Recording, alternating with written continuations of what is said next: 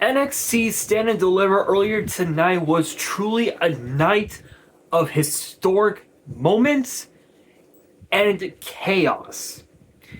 And I said this earlier in the week that Stand and Deliver this year could very may well alter the landscape of NXT forever, and boy did it ever. 5 titles were defended, only 2 changed hands. The question is, which 2?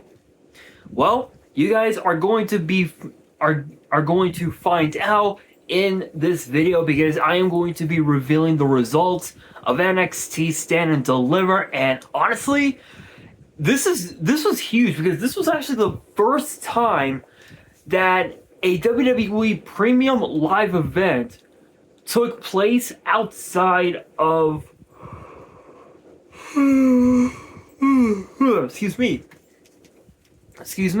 took place outside of Peacock or Netflix or ESPN in the United States, because it was on YouTube. Literally, it was on YouTube. Like, I never would have imagined that a WWE Premium live event would take place on YouTube. Nobody would have ever thought. But we're going to kick things off with the countdown show, as there was a 10-person mixed tag team match that featured all the members of Birthright, which consisted of Charlie Dempsey, Channing Sachs Lorenzo, Uriah Connors, Lexis King, and the TNA Knockouts champion Ariana Grace.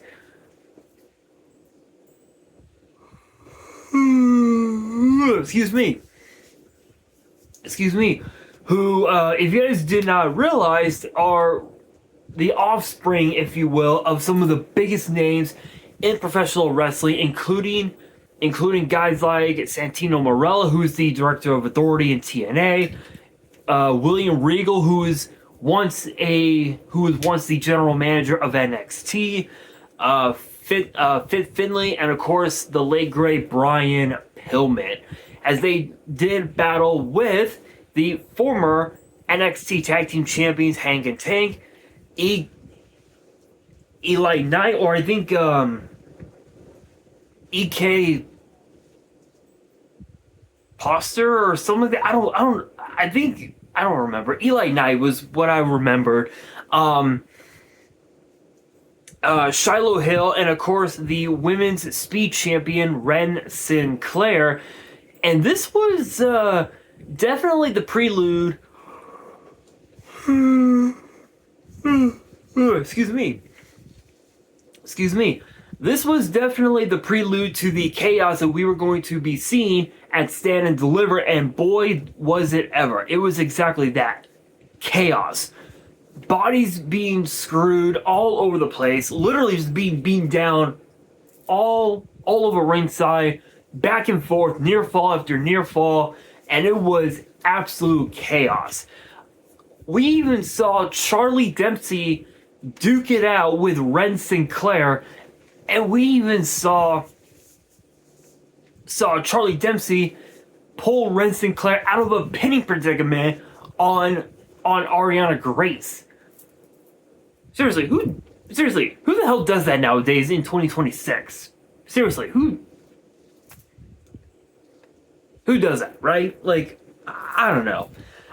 But the closing moments of the match was pure chaos, as we saw Hank and Tank hit Charlie Dempsey with their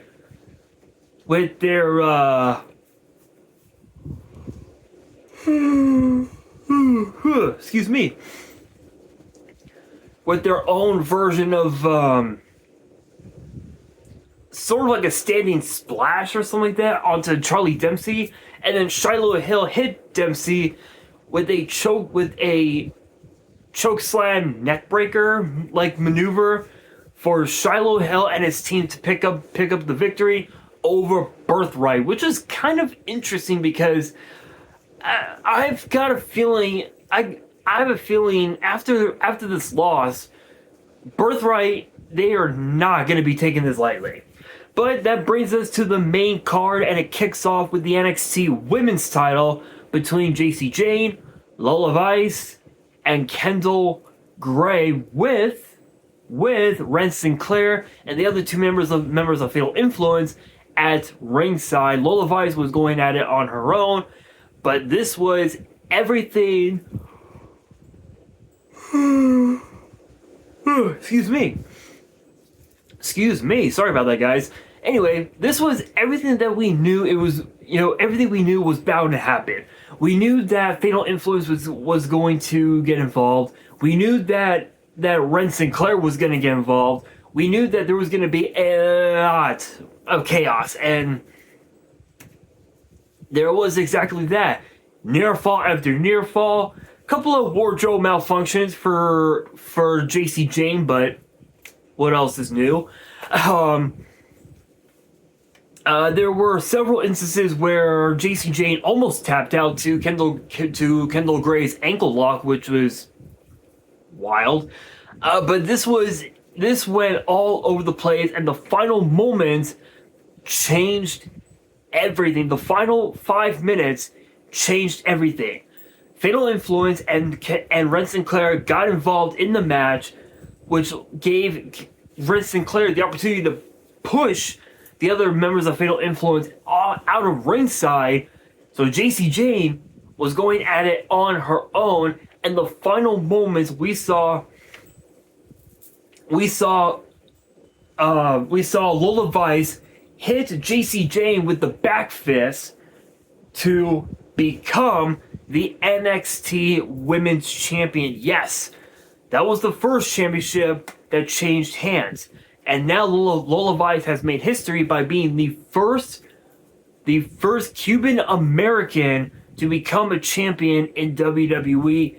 Big congrats to Lola Vice on an incredible victory. Very much deserved. Now I think because now that Lola Vice is a double champion, I think it's now up to Mr. Iguana to pull his weight as well and become a double champion in his own right. Maybe go after the Latin American Championship, perhaps? Who knows? But that brings us to the NXT Tag Team titles between the Vanity Project and Los Americanos, who won the tournament this past Tuesday night on NXT to earn the opportunity. And man, was this was everything we expected. Tag team wrestling at its finest. We knew that the Vanity Project was going to cut the ring in half, and they did. They cut the ring in half. We saw joint manipulation by both Brad Baylor and Bravo and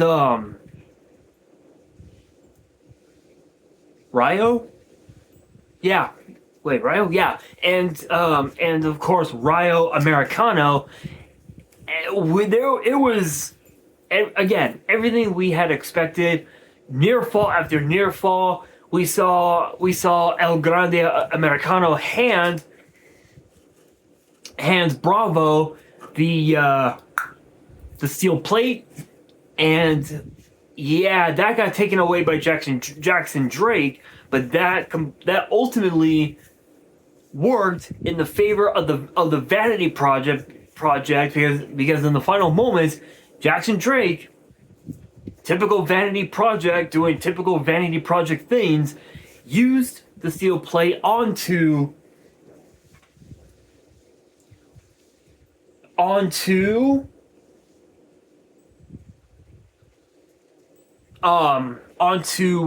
Bravo to win. Actually, not just win, but retain the NXT Tag Team titles. This was a huge win for the Vanity Project because this was their first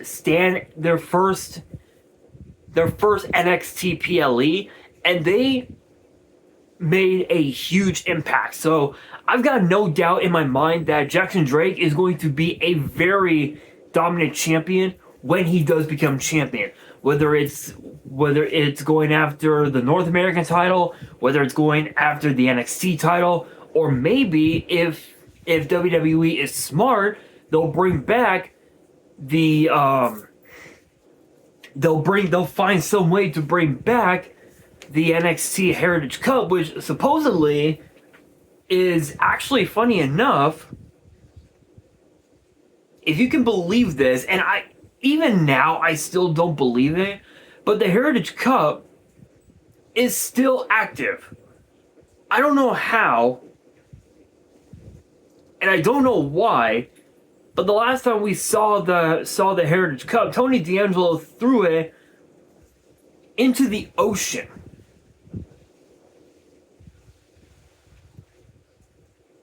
You heard me right.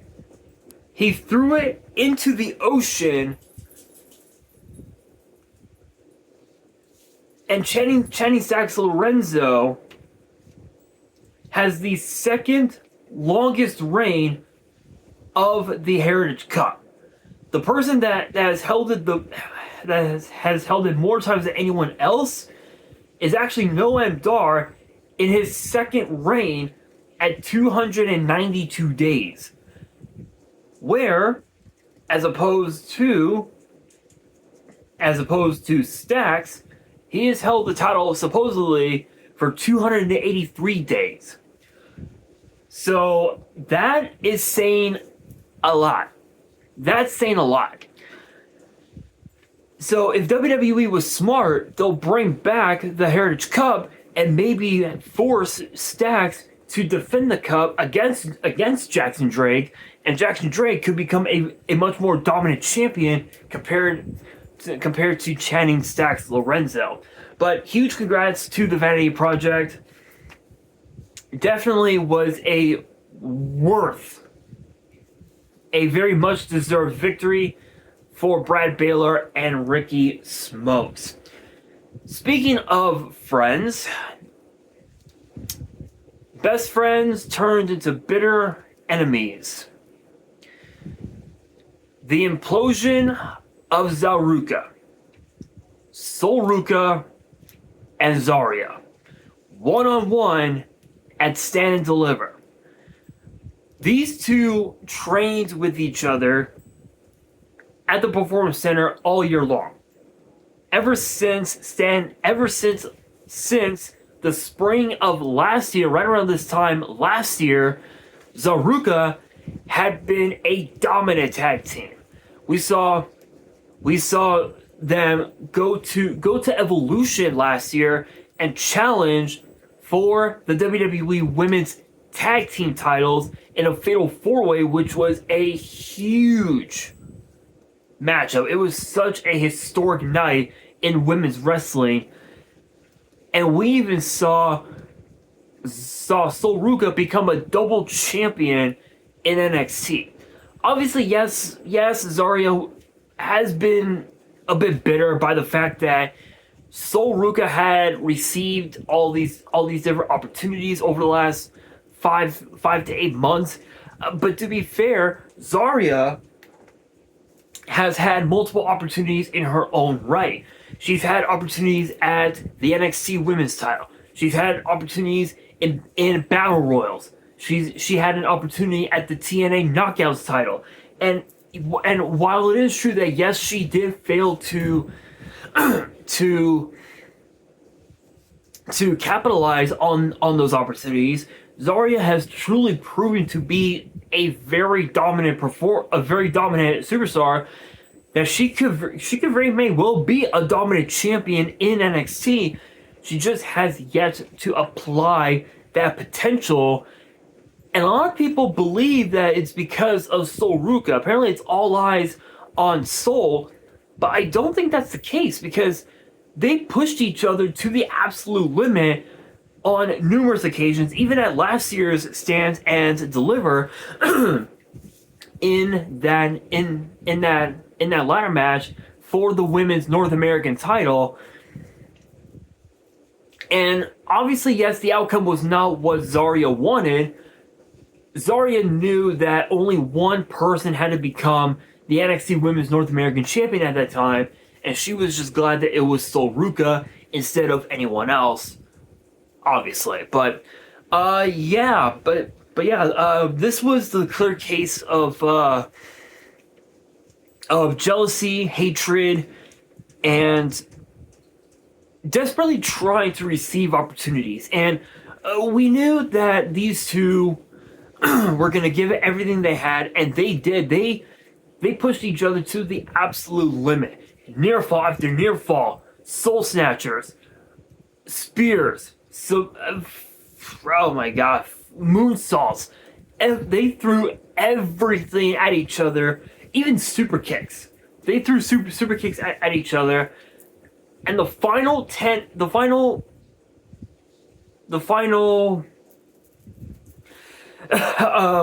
moments of the match might just shock you. Zarya hits Sol Ruka with a spear. Sol Ruka kicks out. Sol Ruka hits Zarya with a soul snatcher. Zarya kicks out. She hits Zarya with another soul snatcher, this time on the outside. That was insane.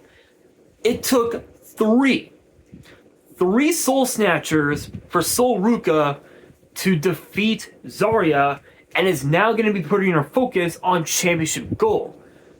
But the question is she going after the NXT Women's title or the NXT Women's North American title? I'll let you guys be the judge of that. But speaking of North American titles, we move on to the men's North American title as Miles Bourne defended against none other than Johnny Gargano, and this was an instant classic. Anytime you see the NXT North American title get defended on an NXT Premium Live event, you know damn well it is going to be an instant classic. Anytime you see Johnny Gargano compete in an NXT PLE, even in NXT in general, you know damn well it's going to be an instant classic, and this time was no different. Back and forth action. It was the clear case of blink and you just might miss it, because this was insane. Johnny Gargano brought back Johnny freaking No. Let me rephrase that. He brought back Johnny fucking Wrestling. Johnny Gargano brought back the old Johnny Gargano that would deliver instant classics every single time. This was everything that we expected. We knew that Johnny Gargano was coming in with everything to gain, but nothing to lose. Whereas opposed to Miles Bourne, he had everything to gain, but everything to lose. For Johnny Gargano, if he were to defeat Miles Bourne, he would become the only person in NXT to hold the North American title 4 times. 4 times. Which would have been such a historic moment all on its own.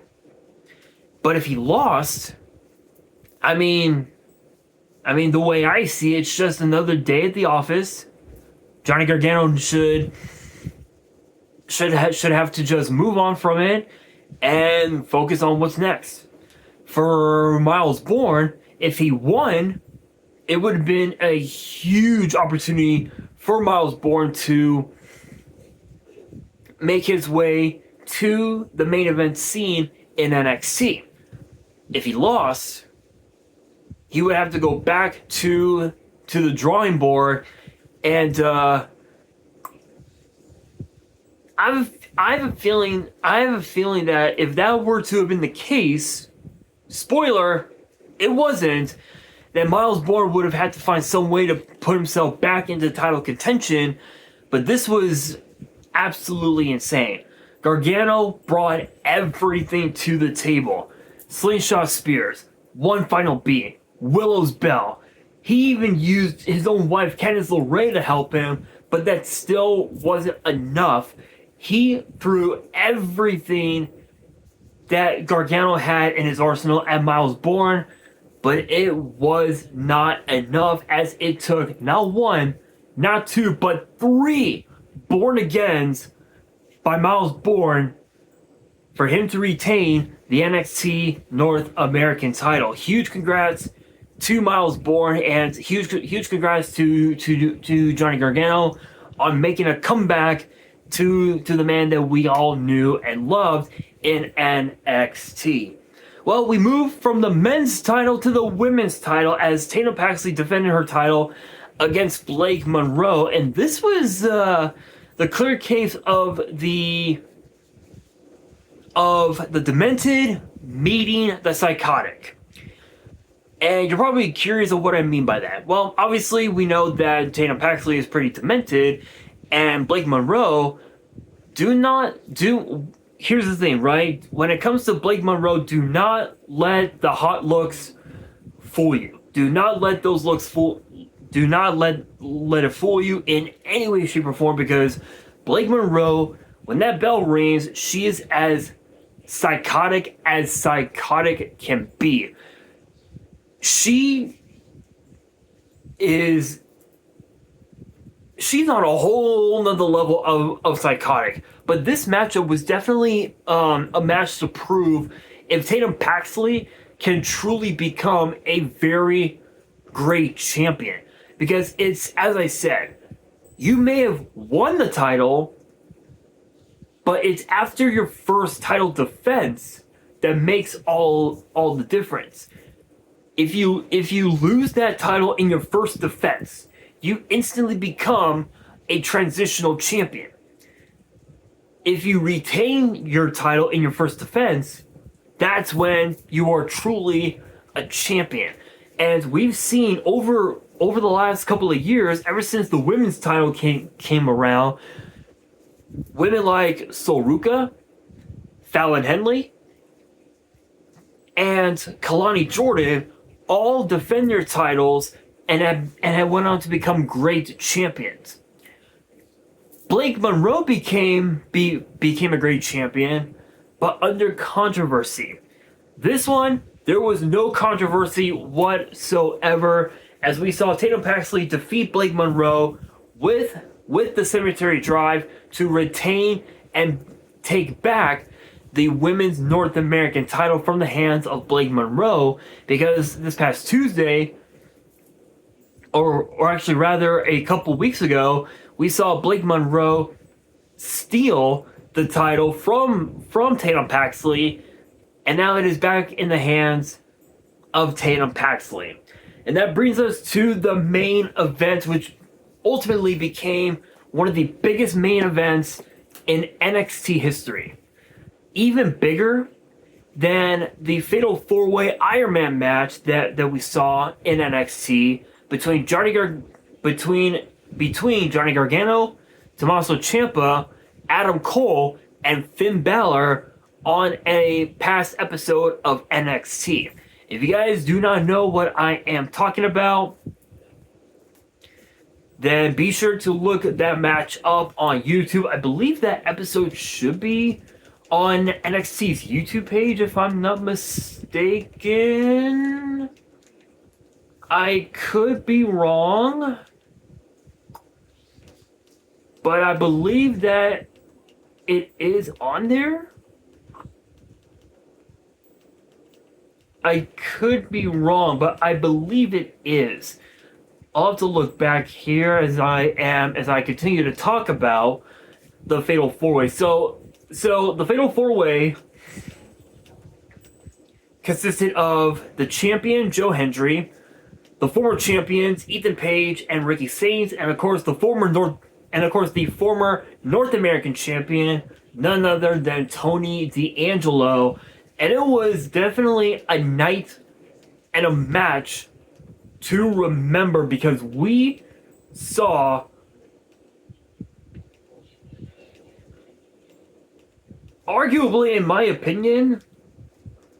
Okay, yeah. So WWE and so NXT's official YouTube page did post that episode of NXT on their page. They titled it "Fatal 4-Way Iron Man Match Ends in Controversy." So definitely check out that match if you haven't already. But this match, again, there was no controversy whatsoever. We knew that Ethan Page and Ricky Saints were going to team up pretty much throughout most of the match. However, even I knew that their egos were not gonna. It was not gonna last long. Their egos were just way too fucking big for them to keep the alliance for that long. So it ultimately truly became a fatal 4-way, and there were so many near falls. It was hard to keep up, and it was chaos. We saw Ricky Saints bring in a steel chair, and it was crazy. But here's where things got really interesting. It was the final moments that changed everything. Ethan Page was going to hit Ricky Saints with an ego's edge onto Saints through the announce table. Tony D'Angelo hits both men with the spear through the announce table. Tony gets up, he gets into the ring and hits Joe Hendry with a couple of spears, and hits Joe Hendry with that spine buster that he calls dead to rights. And after being a part of NXT for almost 6 years, Tony D'Angelo is finally the NXT champion. Phase 1, check. That first phase, the destruction of Dark State. Phase 2, the NXT title. Check. The question is, what is phase 3? Perhaps taking the NXT title to the main roster, perhaps? Only time will tell, but congrats to Tony D'Angelo on finally becoming the NXT champion. Very, very well deserved. Truly a night to remember. Cannot wait to see what the fallout will take place this coming Tuesday on NXT. But with that being said, that'll do it for today's video. Hopefully you guys enjoyed. If you did, make sure you guys smash that thumbs up button. If you guys are new to the channel and you guys want more premium live event predictions and results in the future, then be sure to subscribe to the channel, turn on the notification bell, and as always, make sure you guys are following me on all of my social media. All of my ads will be in the description below, as will the info to my fan mail. It will also be in the description as well. And on that, this is your boy Nash, signing out.